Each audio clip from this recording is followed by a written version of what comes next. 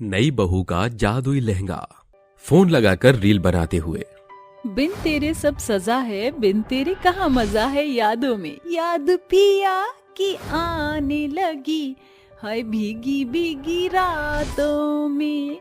ये बन गई मेरी रील।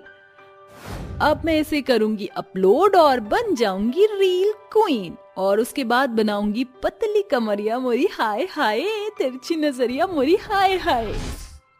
बस ये फालतू की रील बनाकर फोन के आगे मटकती रही हो। 10 तरह के मुंह बनाने आते हैं, लेकिन मजाल है एक कप चाय भी बनानी आती हो, या सीधी सादी रोटी पराठा आता हो। तेरी शक्ल देखकर तो तेरे ससुराल वाले अपना पेट भरेंगे। अरे माँ, क्यों हरदम चालू रहती हो? क्या करना है? खाना बनाने के लिए तो एक नौकरानी आकर भी बना सकती है। शर्म कर ले, 2 दिन में शादी है तेरी और खाना बनाना अभी तक नहीं आता। चल मेरे साथ, तुझे खाना बनाना सिखाऊं। और ये संभाल कर रख अपना लहंगा। हाय माँ, मेरा लहंगा आ गया। ये तो वही लहंगा है जिसको पहनने के लिए मैं कब से बेकरार हूँ। आखिरकार आपने सब्यसाची से ये डिजाइनर लहंगा मेरे लिए मंगवा ही दिया। एक रील इस पर भी बनाऊंगी। अरे ओ नालायक, अभी से मत पहन, इसे खराब हो जाएगा। इतना महंगा है ये लहंगा।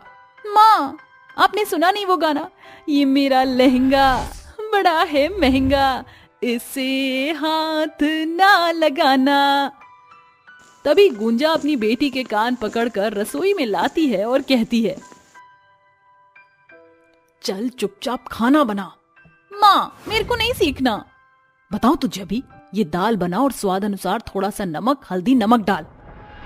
तभी मिहिका 1 चम्मच हल्दी और चुटकी भर नमक डालती है और गैस पर रख देती है। माँ, मैंने रख दिया। देख, 2-3 सीटी आते ही गैस बंद कर दियो, दाल बन जाएगी। ठीक है माँ, बस 15 मिनट में तो सीटी आएगी। तब तक क्यों ना मैं अपना लहंगा पहनकर रील बना लूं, ये सही रहेगा। ये कहकर मिहिका अपना लहंगा पहनकर रील बनाकर नाचने लगती है। तू लिया दो मैनू गोल्डन झुमके, मैं कन्ना विच पावा चुम चुम के, मन जावे मैनू शॉपिंग करा दे, मन जावे रोमांटिक पिक्चर दिखा दे, रिक्वेस्टा पाइया वे, चिट्टियां कलाइया वे, ओ बेबी मेरी चिट्टियां कलाइया वे। ऐसा करके वो नाच ही रही थी कि गुंजा उसे आवाज देती है, अरे ओ महारानी, कहाँ मर गई? सारी दाल जला दी। रसोई में तो है नहीं, थिरक रही होगी कहीं ना कहीं। हे भगवान, ये क्या हो गया मुझसे? दाल जला दी मैंने। अब तो माँ मुझे छोड़ेंगी ही नहीं। डर की वजह से वो फुदकती हुई जाती है कि कमरे से बाहर आते वक्त एक कील में उसका लहंगा फट जाता है। ये देखकर कहती है, हे भगवान, मेरा इतना महंगा लहंगा फट गया। माँ तो मुझे जान से मार डालेंगी। शादी भी नहीं हुई कि मेरा शादी पर इतना शौक है, पर सच में मुझे खाना बनाना नहीं आता। किसी काम की नहीं हूँ मैं। मर गई, अब क्या करूँ भगवान बचा लो मुझे। तभी रसोई से गुंजा आकर बहुत डांटती है और लहंगा देखकर और चिल्लाती है, बस इसी की कमी थी। अब 1 रुपया नहीं है मेरे पास तेरे लिए, इसी में शादी करियो तू। पर माँ, मैं वो। गुंजा उसे सुनाकर चली जाती है। तभी मिहिका टेंशन में आकर अपने लहंगे को बाहर ठीक करवाने के लिए जाती है कि एक बूढ़ी अंधी औरत रोड पार कर रही थी। तभी एक कार उसे टक्कर मार के उड़ाने वाली थी कि मिहिका आकर उसे बुढ़िया को बचा लेती है और कहती है, दादी आप बिल्कुल ठीक तो है ना? कहीं लगी तो नहीं? हाँ बेटी, मैं बिल्कुल ठीक हूँ। तूने मुझे बचा लिया। मेरे पास तुझे देने के लिए कुछ भी नहीं है, पर तू ये ले ले, ये तेरे बहुत काम आएगा। पर दादी, इसकी कोई आवश्यकता नहीं, ये तो मेरा फर्ज था। बेटा, मैं तुझे जो भी दे रही हूँ, तुझे उसकी बहुत जरूरत पड़ेगी। ले जा, ये समझ ले मेरी तरफ से तेरी शादी का गिफ्ट। ठीक है दादी। ऐसा कहकर मिहिका उनसे वो थैला ले लेती है और चलने लगती है। फिर अचानक से उसे कुछ याद आता है। अरे, दादी को कैसे पता कि मेरी शादी होने वाली है? मैंने तो उन्हें कुछ भी नहीं बताया था। मिहिका जैसे ही मुड़ती है तो वो बुढ़िया उसे कहीं भी नहीं दिखती। वो घर आकर जल्दी से उस थैले को खाली करती है तो उसमें हूबहू अपने जैसा लहंगा ही मिलता है, जिसे देखकर मिहिका कहती है, लगता है वो कोई फरिश्ता या भगवान थी जो मुझे मेरी शादी के लिए लहंगा देकर चली गई। तभी तो वो जानती थी कि मेरी शादी होने वाली है। थैंक यू गॉड, आपने मुझे लहंगा दे दिया।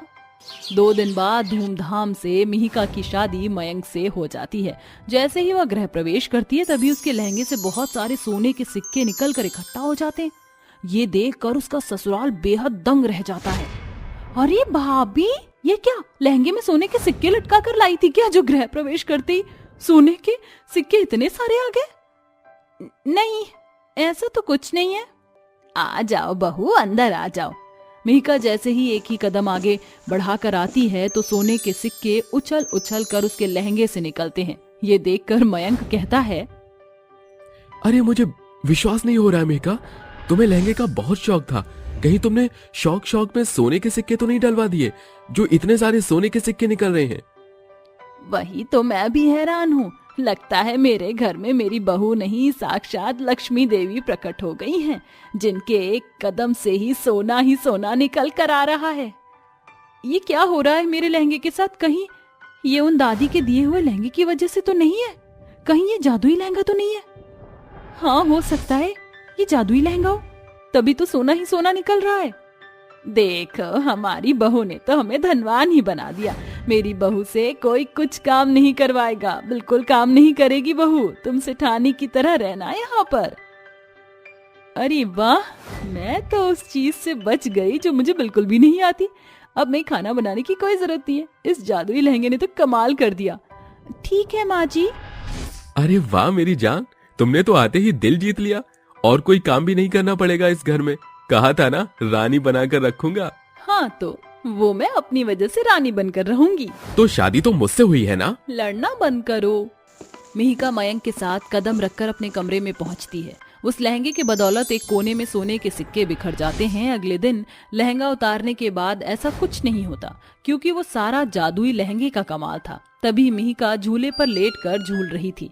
तभी सास उसकी हवा करते हुए कहती है, बहू, तुम्हें कुछ चाहिए हो तो बता दो। जो जूस पियोगी, पास्ता खाओगी, पिज्जा खाओगी, मटर पनीर, जो चाहिए बता दो।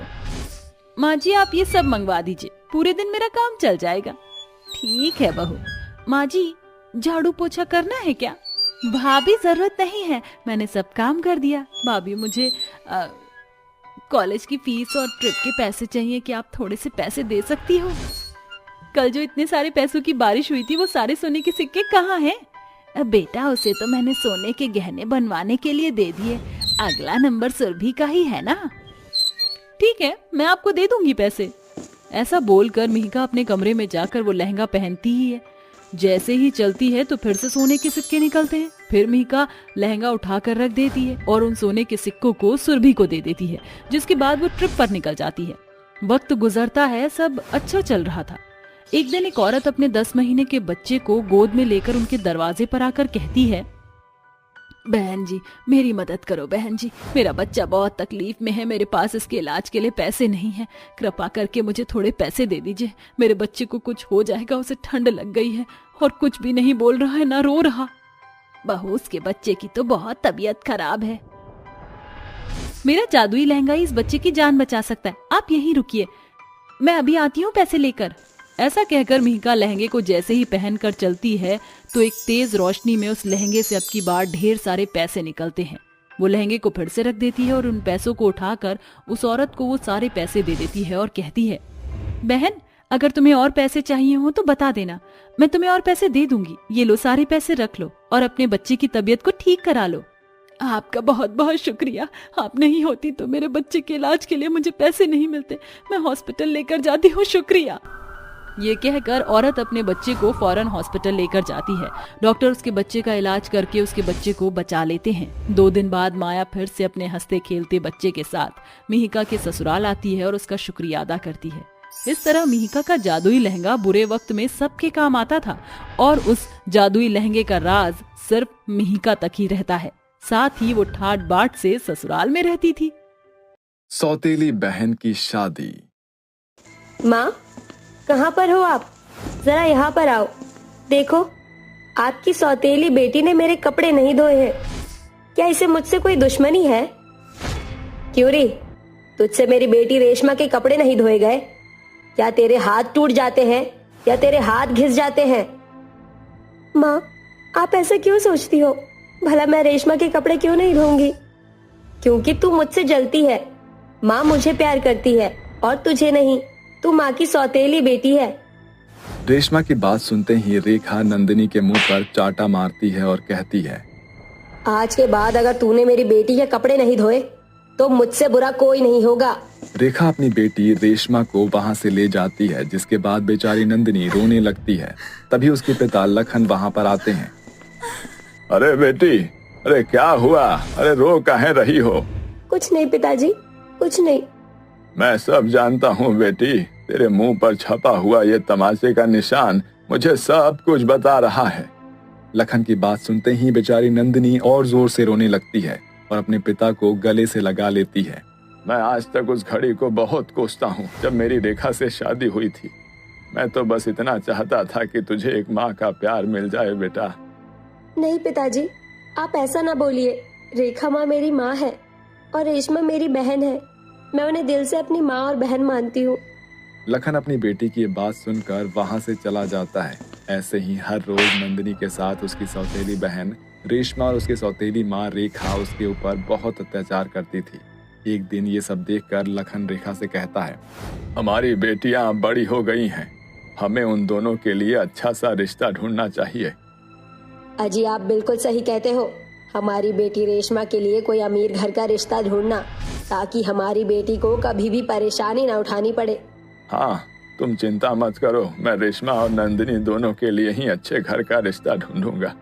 नंदिनी का नाम सुनते ही रेखा मुंह बना लेती है, जिसके बाद वो वहां से उठकर चली जाती है।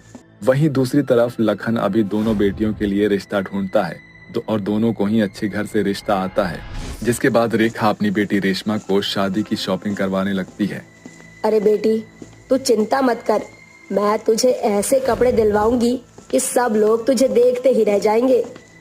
कुछ ही दिनों में रेशमा और नंदिनी की शादी की रस्में शुरू हो जाती हैं। पहली रस्म हल्दी की होती है, जिसके चलते रेशमा अपने मन ही मन में सोचती है, पिताजी ने सारी रस्में मेरी और इसकी बराबर ही रखी है, लेकिन मैं ऐसा होने नहीं दूंगी। मेरे होते हुए इसकी कोई भी रस्म अच्छे से नहीं हो सकती। रेशमा हल्दी की रस्म होने से पहले चुपके से नंदिनी के हल्दी के अंदर खूब सारा कीचड़ भर देती है। जैसे ही रेशमा और नंदिनी की हल्दी की रस्म शुरू होती है, रेशमा को सभी लोग हल्दी लगाते हैं। अरे मेरी बेटी को ऐसे हल्दी लगाना जैसे उसका रंग खिल उठे। जैसे ही नंदिनी की बारी आती है, उसके हल्दी में कीचड़ होती है। जब वो हल्दी का स्पर्श करती है तो उसे हल्दी के अंदर कीचड़ का स्पर्श महसूस होता है। अरे ये क्या? ये हल्दी नहीं, ये तो कीचड़ है। ये सब देखते ही सभी औरतें हैरान रह जाती हैं। यहाँ तक ये बात किसी को भी नहीं पता होती है, ये सब रेशमा का किया धरा है। तभी रेखा कहती है, हे भगवान, ये क्या? ये तो अपशगुन हो गया। शादी की पहली रस्म के अंदर ही कीचड़ है। भगवान तौबा तौबा, मुझे तो पहले से ही पता था कि ये मनहूस है। अपनी सौतेली माँ की ऐसी बातें सुनकर बेचारी नंदिनी रोने लगती है। रोते हुए अपने कमरे में चली जाती है और अपनी माँ को याद करने लगती है। आज अगर मेरी माँ मेरे साथ होती तो मेरे साथ ऐसा कभी नहीं होता।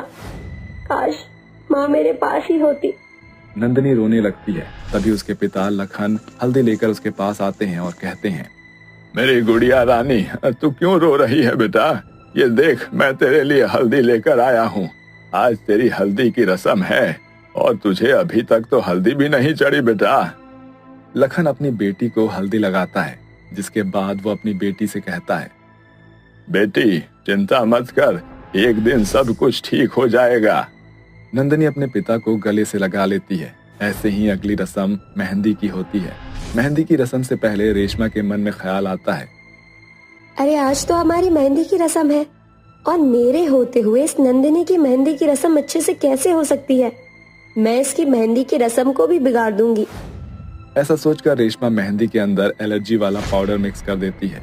जैसे ही रेशमा और नंदिनी मेहंदी लगाना शुरू करती हैं, नंदिनी के हाथ पर मेहंदी से बुरी तरह से खुजली मचने लगती है। अरे ये क्या? मुझे तो बहुत जोरों से खुजली मच रही है। खुजली के चलते उसके हाथ लाल पड़ जाते हैं और वो मेहंदी भी धो देती है, जिसके बाद उसकी मेहंदी की रस्म भी पूरी तरीके से नहीं हो पाती। वहीं दूसरी तरफ रेशमा अपने हाथों पर मेहंदी लगाते हुए अपने मन ही मन में बहुत खुश होती है। कितना मजा आया है इसकी हल्दी और मेहंदी की रस्म खराब करके। अब तो मुझे शादी वाले दिन का इंतजार है। रेशमा शादी वाले दिन का इंतजार करने लगती है। जैसे ही शादी वाला दिन आता है, रेशमा लहंगा आने का इंतजार करती है। आज हमारी शादी है और शादी में लहंगा पहनना तो बहुत जरूरी है। जैसे ही लहंगा आएगा मैं नंदिनी का लहंगा खराब कर दूंगी। उसके बाद वो बिना लहंगे के शादी भी नहीं कर पाएगी और बेचारी इस घर में नौकरानी बनकर रह जाएगी। लखन लहंगे लाकर एक कमरे में रख देता है। रेशमा चुपके से वहां जाती है और उनमें से एक लहंगा निकालकर उसे कैंची से काट देती है। अरे अब जल्दी से अपने कमरे में पहुंच जाती हूँ, नहीं तो कोई मुझे देख लेगा। रेशमा अपने कमरे में चली जाती है, जिसके बाद रेशमा और नंदिनी दोनों को लहंगे और उसके साथ की ज्वेलरी उनके कमरे में भिजवाई जाती है। ये ले रेशमा बेटी, जल्दी से लहंगा पहनकर तैयार हो जाओ, बारात आने ही वाली है। ऐसा कहकर रेखा वहां से चली जाती है। जैसे ही रेशमा अपना लहंगा उठाती है, अपना लहंगा देखकर हैरान रह जाती है। हे भगवान, ये मैंने क्या कर दिया? मैंने तो जल्दबाजी में अपना ही लहंगा काट दिया। मेरा लहंगा तो बर्बाद हो गया। अब मैं शादी कैसे करूंगी? रेशमा अपने कमरे में जाकर रोने लगती है। कुछ ही देर बाद नंदिनी तैयार होकर रेशमा के पास आती है। अरे रेशमा, तुम अभी तक तैयार नहीं हुई? बारात आने ही वाली है। क्या हुआ तुम्हें? तुम रो क्यों रही हो? मुझसे बहुत बड़ी गलती हो गई। तुम्हारा लहंगा समझकर मैंने अपना ही लहंगा काट दिया। अब मैं अपनी शादी में क्या पहनूंगी? अच्छा ऐसी बात है, कोई बात नहीं। एक काम करो, तुम मेरा लहंगा पहन लो। नंदिनी अपना लहंगा उतार कर रेशमा को दे देती है। ये क्या? तुम ये जानने के बाद भी कि मैंने तुम्हारा लहंगा खराब किया है, तुमने अपना लहंगा उतार कर मुझे दे दिया। कोई बात नहीं, गलती तो हम इंसान से ही हो जाती है ना। और वैसे भी तुम मेरी बहन हो। रेशमा को अपनी गलती का एहसास होता है और वो नंदिनी को गले से लगा लेती है। मुझे माफ कर दो, मुझसे बहुत बड़ी गलती हो गई। मैंने तुम्हारे साथ इतना बुरा बर्ताव किया, लेकिन तुमने अपना ही लहंगा मुझे दे दिया। आज के बाद मैं तुम्हारे साथ ऐसा कभी नहीं करूंगी। अपनी बेटी की ये सभी सच्चाई रेखा भी सुन लेती है, जिसके बाद उसे भी अपनी गलती का पछतावा होता है और वो नंदिनी को गले से लगाकर कहती है, बेटी मुझे माफ कर दे। मैंने हमेशा से तुझसे नफरत की, लेकिन तुमने हमेशा मुझे अपनी माँ का दर्जा दिया, जबकि मैं तो इस लायक भी नहीं थी। हो सके तो मुझे माफ कर देना। अरे आप दोनों को अपनी गलती का एहसास है, इससे बड़ी मेरे लिए और क्या बात होगी। आज के दिन मुझे मेरी माँ के साथ मेरी बहन भी मिल गई। तभी नंदिनी का पिता लखन उसे अपनी माँ की शादी का लहंगा लाकर देता है, जिसके बाद नंदिनी अपनी माँ का लहंगा पहनकर तैयार हो जाती है। कुछ ही देर में नंदिनी और रेशमा की शादी हो जाती है और अब वो खुशी खुशी अपने अपने घर चली जाती हैं। उस दिन के बाद से नंदिनी अपने परिवार के साथ खुशी खुशी रहने लगती है।